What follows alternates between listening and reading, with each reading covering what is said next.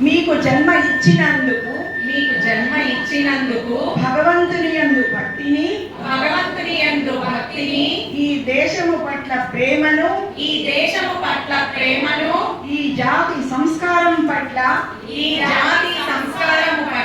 మీకున్న గౌరవాన్ని చూసి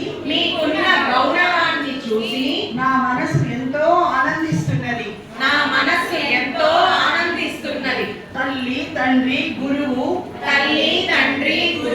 ఒక్కటైనదే మాతృస్వరూపం.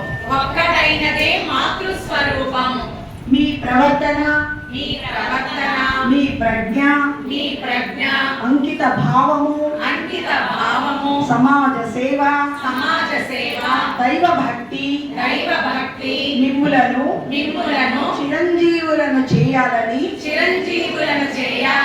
నా ఆశీర్వాదాన్ని అందిస్తున్నాను. అందరూ అక్షంతలు కానీ పిల్లల తలల మీద శిరస్సు మీద వేసి అందరూ మనసారా ఆశీర్వదించండి. సరేనా? చేద్దాం అనుకున్నా.